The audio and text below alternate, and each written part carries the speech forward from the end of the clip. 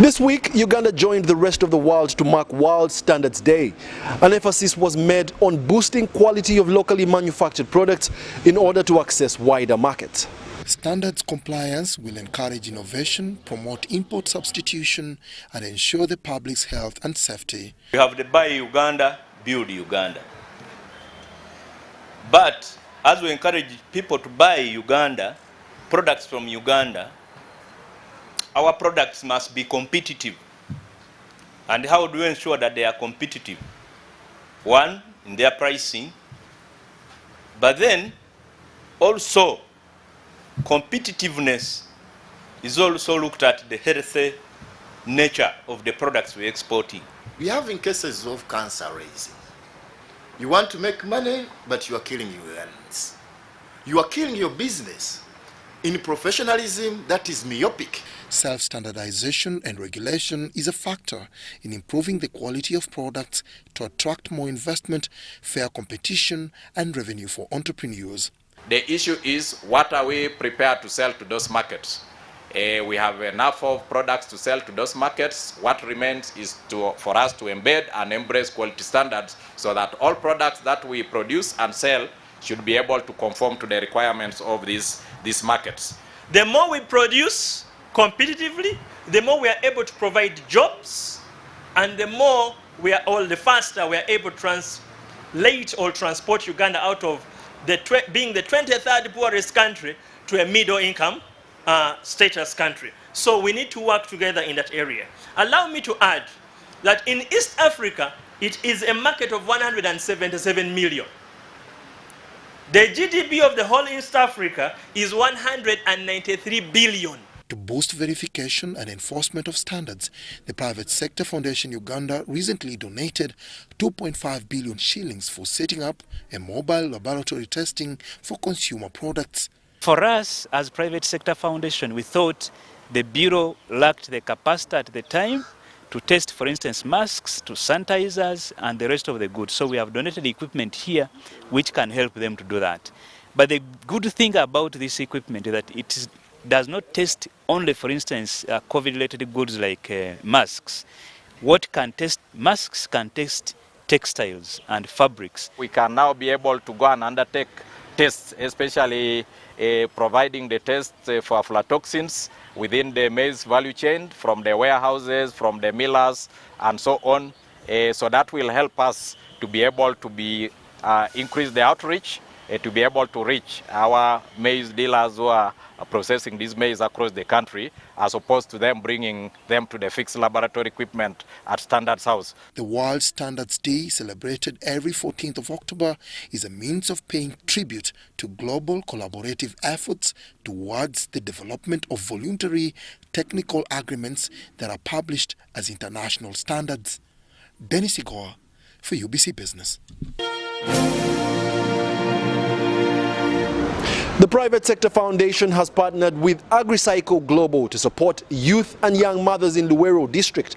This is through setting up microprocessing plants for fresh agricultural produce. The established microprocessing plant at Bamunanika Luweero district is processing fruits like oranges, pineapples, mangoes, among others. I used to admire many things just as a youth, but ever since I joined the AgriCycle, I was even able, by the first month we worked, I got 50,000. The first week, I got 50,000. That was my own money. I bought all things I used to admire. I used to admire pretty clothes, dresses. I bought all of them.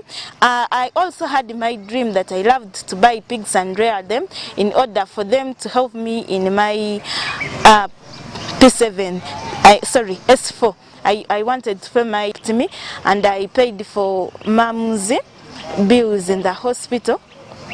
AgriCycle has helped us as the youth because we are no longer idle there in the village, but I know it is going to help me to fulfill my dream. Private Sector Foundation Uganda is mobilizing communities to produce more of the wanted fruits and encouraging farmers to exploit the opportunity. And seeing how Luweero does not change as than we progress, but standing here to see that they are the revolutionary district where we are starting this value addition, so that we have a complete value chain of producing pineapples, processing them and selling them at a good price, getting the youth, especially at this moment when young chapati makers are busy misleading our girls, getting our girls into a program like this, which gives them money, gives them confidence, gives them authority over themselves and their bodies. It is fantastic. AgroCycle Global is steering the whole value chain and providing market for the products, especially across borders. Is necessary. We'll work with you through regular communication. When you buy your dehydrator, you get your first purchase order from us. Your dehydrator ends up being able to be used to take out future microloans because it's an asset that banks will recognize as infrastructure. Our biggest issue right now is our supply. We cannot find enough microprocessors to work with us. So we've actually been forced to work with big processors to meet a lot of our demand right now as we try to find more people who want to make money every day drying fruits. The program of establishing micro-processing plants for agricultural products in different regions is based on the main cash crop of the area. So far, 16 districts have benefited. Our job is to make sure now that young people get to understand that they can buy these fruits, come and dry them through this microprocessing site and make money out of that opportunity. And as they make money out of that opportunity, they're able to earn a living and they're able to look after their families, they're able to chase their dream. The project seeks to increase households' income and cater for young people and young mothers in communities. Abdul Nasile Lubwama for UBC. The Swedish government has granted Uganda 2.7 billion shillings to conduct a feasibility study with an intention of fostering the adoption of floating solar technology. The power generation technology is envisaged to boost Uganda's energy mix and provide clean energy solutions. Let's take a look. The feasibility study is expected to take 21 months from January next year, with a focus on pioneering the floating solar development on either of the power generation reservoirs on the River Nile. Currently, we are going to start with the piloting at Isimba, at Naluware, and even we have talked to our colleagues at Bujagali, so we are also going to pilot it at Bujagali using their reservoir. Floating solar is actually more efficient than putting solar farms on land because of the cooling effect of water. If successful, Uganda Electricity Generation Company expects to roll out the technology to cover areas that have sizable water bodies that are currently grappling with power outages or are not yet connected onto the power grid. The Swedish government, through the Swede Fund, is offering a grant of 2.7 billion Uganda shillings in the pilot project. Across the world, Sweden is known for being innovative, and earlier this year we were ranked second in the world after Switzerland, according to a global innovation index. And we are very happy to share some of the world's newest innovations with Uganda as we look to find sustainable ways to reduce emissions globally to curb climate change. And I think it's as I understand, this is not only unique or the first to Uganda, but also to the wider region. The initiative is to have a mixed energy portfolio in addition to fostering the adoption of new and sustainable ways of energy generation. Electricity generation capacity in this country is still very low. We are at almost 1,300 megawatts, but our vision 2040 is over 40,000 megawatts. So we have a long way to go. The technology is really picking up very fast, and the cost of solar panels is coming down. So if we are successful, it could actually help us in bringing down the cost of electricity in this country to an affordable level. Currently, 80% of Uganda's installed electricity capacity is from hydropower. The other energy sources are from thermal and solar photovoltaic. Charlotte Amuge and Dennis Igoa for UBC News. Zofi Cash, a new Tier 4 microfinance startup company, has joined over 950 other licensed players to provide loans for salaried employees in Uganda through the use of a smartphone application. We do not ask for collateral security. As long as you have a job and Zofi Cash has a partnership with your employer, that's for what you need. With interest rates on loans as low as 12%, Zofi Cash targets salary earners seeking emergency cash bailouts. You have an issue at midnight or at 3 a.m., just go into the app, put in your request. If you are good buddies with your HR or accountant, just text them, hey, can you approve for me that salary advance I needed? And you get the money instantly. The company and its app enter a market filled with various fintech applications, offering diverse financial solutions to Ugandans. You know, a small country like Israel, 9 million people, gets more venture capital than entire Africa, 1.2 billion people, put together they get more venture capital in a month than we get in a full year. When you bring it home to Africa, we hit $3 billion. We're going to hit $3 billion coming to Africa for entrepreneurs like Paul and Anatoly stayed here. But 35% of that goes to Kenya, another 35% goes to Lagos, another 35% goes to Cape Town, and less than 1% makes it here, you know, to an entrepreneur like Paul. At Zofi, we have a variety of products that we will be unveiling in the near future, and these included but not limited to payroll management, unemployment benefits, a thing that is unheard of in Uganda. The International Monetary Fund report of 2019 shows that most Ugandans are currently financially excluded because of limited spread of financial services across the country. Zofi is registered and regulated by the Uganda Microfinance Regulatory Authority. Wadulo Makanold, UBC News. Butambala district residents have been urged to exploit the immense business opportunities brought about by the connection onto the national power grid. We have more on this story. Residents of Chitimba and Mpanga in Butambala district have lauded government, Umeme and KfW of Germany for their connection onto the national power grid. They say their future is brighter owing to the benefits of electricity, with their eyes focused on commercial activity. We are expecting to put on machines like millers or milling machines, popcorn machines. The residents' sentiments are re-echoed by their member of parliament. My struggle around this area now is to engage people into production. Their excuse normally is being that there's no market. But market is normally not there because you're not being able to add value, and also you produce in very few quantities. We now want to mobilize people to produce massively in whatever product they will go to produce. The electricity connectivity projects in Panga and Chitimba were co-financed by government of Uganda through Umeme, a utility company, at a value of 680 million shillings.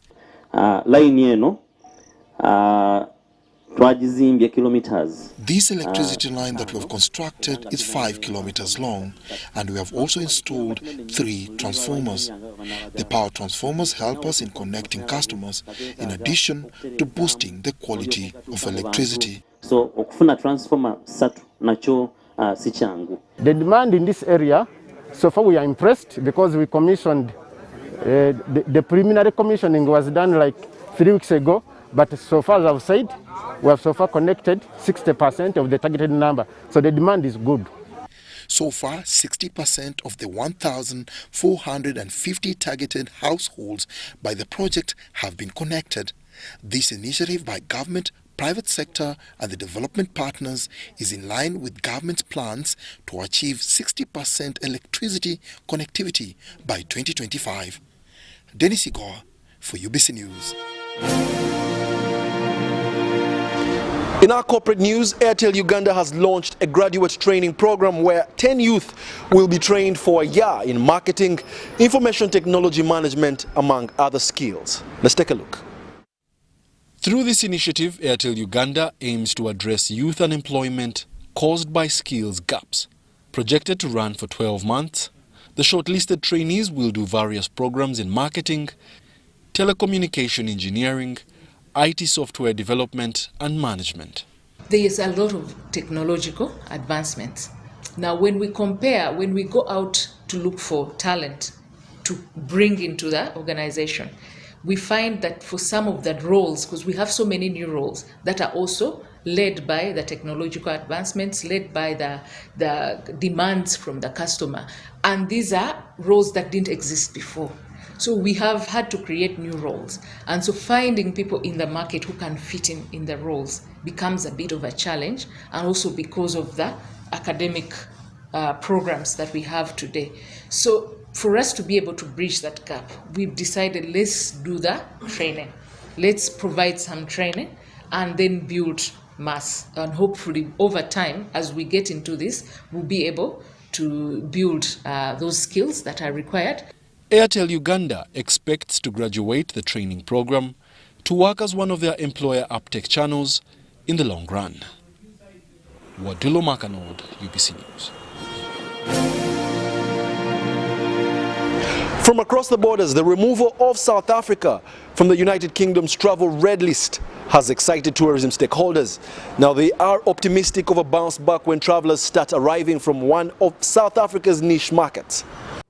There's been a significant amount of lobbying by South Africa, culminating in a call between President Ramaphosa and Prime Minister Johnson. There's been robust interaction between our government and that of the UK. The scientists from both countries have been in discussions, as initiated by Tourism Minister Sisulu, to ensure that the UK understands the kind of work and the monitoring and the response that South Africa is doing, and also the type of scientific and medical analysis that we are capable of. Reaction to the decision has been overwhelmingly positive, and there's been a collective sigh of relief from the tourism sector.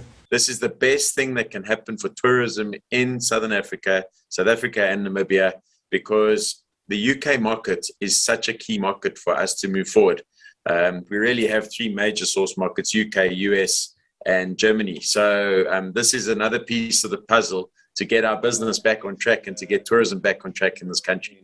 It's estimated that the South African international tourism market lost around $55 million a month while the country was on that red list from December 2020. If we look at the sector as a whole, estimates based on tourism expenditure in 2020 indicate that the sector's contribution to GDP shrank to 2.9% in 2020 from 7.2% pre-COVID. So the tourism sector really does form an important part of the overall South African economy. It's going to take some time to get those tourists back to the country, but with planning cycles a lot shorter nowadays, it may happen sooner. We would have seen from the beginning of November the impact of this decision to take it off. Now the problem is we're going to see it for Christmas. And what does happen is, generally speaking, Christmas is not the busiest time because people spend it with family and back at home, and then they travel thereafter. So, I think we're going to see an upswing of 10 to 14, 15% in our occupancies. Not everyone is optimistic about the timing of the revival of the tourism sector, however. So I believe it will take some time for this to sort of unwind. We're not looking at months, but possibly up to a year and ahead. And there is a lot within the South African tourism sector that needs to be addressed as well in order to sort of regain this traction. At the end of the day, South Africa needs to ensure that the overall safety of tourists in South Africa, and that we have a coherent strategy to create a more enabling business environment as well. There's more good news as South African health authorities officially unveiled their electronic vaccination certificate, which has been accepted by the British authorities as valid proof of vaccination. The news that South Africa is no longer on that red list is good. The problem now is to get those tourists back into the country sooner rather than later.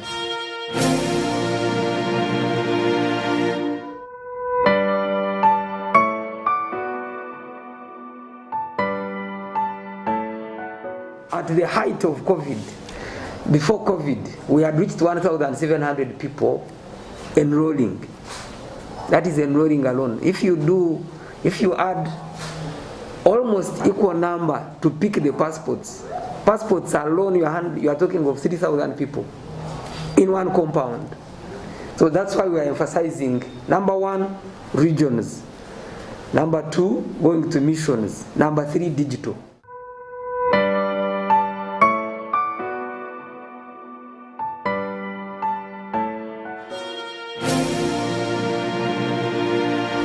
In our Sounds of Business, the River Nile is one of Uganda's tourism attractions with immense but untapped potential.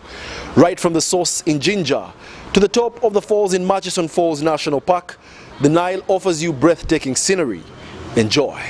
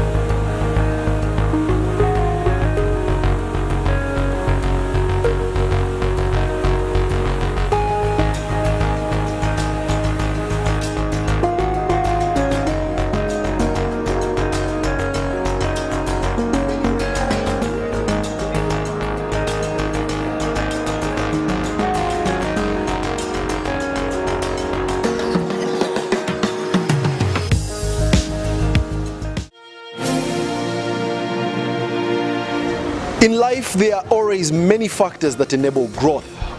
Be aware and leverage them to transform yourself. Thank you for joining us on this week's episode of the Weekly Business Roundup.